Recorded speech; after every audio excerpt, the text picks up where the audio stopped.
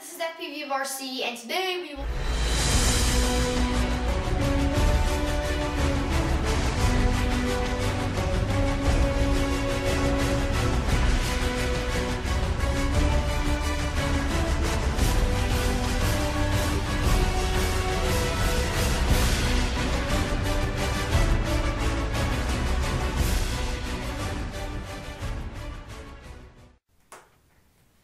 Hey guys, this is FPV of RC, and today we will be doing a kind of a beginner tip on choosing a transmitter, and also if you're going to be getting more into the RC hobby, what your next step of radio should be.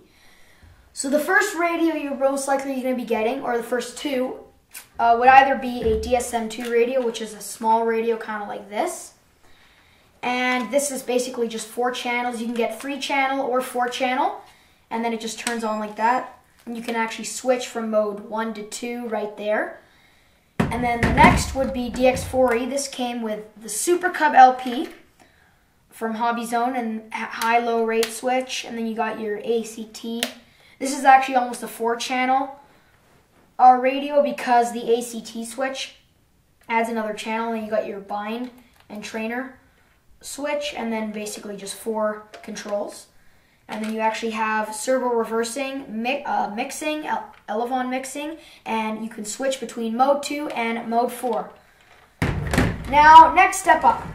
Let's say you bought the Apprentice, E-Flight Apprentice, or the Apprentice S, which is what I have, and that came with the DX5E, and this is also a great radio to buy if you're going to be building your first scratch build. Or the DX6i would also be a really other great radio to look into.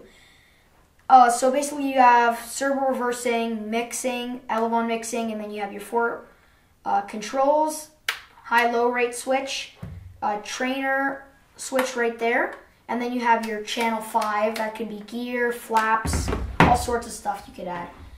And then we're going to be going into, this is way older radio. This is 72 megahertz radio. These are quite old. You don't really use these. All the other radios now really are made 2.4 gigahertz. This came with the what is it called? Superstar, the Hobbyco Superstar. And the thing about 72 megahertz is you can override someone's channel. If you have the exact same channel as them, you can override and accidentally fly someone's plane. But this usually has a lot more range to it. So I'd recommend 2.4, but I mean that's just recommendation. And then I kept this radio in transmitter case because it's a very nice radio. It's DX9 Spectrum. Let's just pull it out. And we're going to be doing a review on this in a lot more detail, so you guys can see what it comes with and all the features. But basically you have 9 channels. You have tons of 3-way switches, and then you have 4 channels, and then you have a telemetry system. You have wireless trainer, voice alerts, 3 model types. You have a whole screen to do your programming, trainer switches, all pretty much the same features as DX5E, and then a lot more channels. So then, just one more thing I'll be showing you is receivers and just a quick overview on telemetry. So a really good receiver to start off with would be the AR600 or the AR500 Spectrum receiver if you have a Spectrum transmitter. These are just Spectrum.